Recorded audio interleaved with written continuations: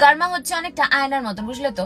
তুমি যা করবে সেটা ভালো হলে ভালো, সেটা খারাপ হলে খারাপ, সেটা অ্যাজ ইট ইজ রিটার্ন আসবে তোমার দিকে। ভগবান শ্রীকৃষ্ণ যখন তার মা দেবকী এবং বাসুদেবকে উদ্ধার করতে গিয়েছিলেন কংসের হাত থেকে, মা দেবকী কৃষ্ণকে জিজ্ঞেস করে, তুমি তো আমার ছেলে, তুমি তো ভগবান, তুমি তো চাইলে অনেক আগেই আমাদের উদ্ধার করতে পারতে কংসের হাত থেকে, তুমি এত দেরি কেন করলে, 14 বছর পর কেন এলে? ভগবান শ্রীকৃষ্ণ দেবকীকে মনে করান যে আগের জন্মে তিনি স্বয়ং শ্রী রামচন্দ্র ছিলেন এবং দেবকী ছিলেন কৈকেয়ী।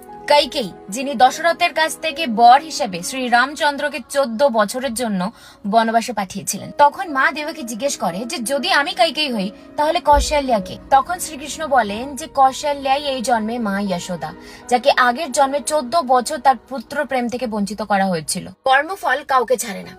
শ্রীকৃষ্ণ বলেন যে তাই এই জন্মে 14 বছর আমি মা যশোদার কাছে ছিলাম, আর তুমি আমার নিজের মা হওয়া সত্ত্বেও তোমার থেকে আমি 14 বছর আলাদা ছিলাম। কর্মা ফিরে আসবে, আজ নয়তো কাল, নয়তো 20 বছর পর, বাকি পরের জন্মে। তাই ভেবো না যে কাউকে কষ্ট দিয়ে, কাউকে ঠকিয়ে তুমি এই যাত্রায় বেঁচে গেলে। কর্মা বলে যে একটা সময় আসবে, ডেফিনেটলি আসবে, যখন সেই মানুষগুলো রিগ্রেট করবে যারা তোমার সাথে ভীষণ খারাপ ব্যবহার করেছিল, যাদেরকে তুমি মন থেকে ভালোবেসেছিলে।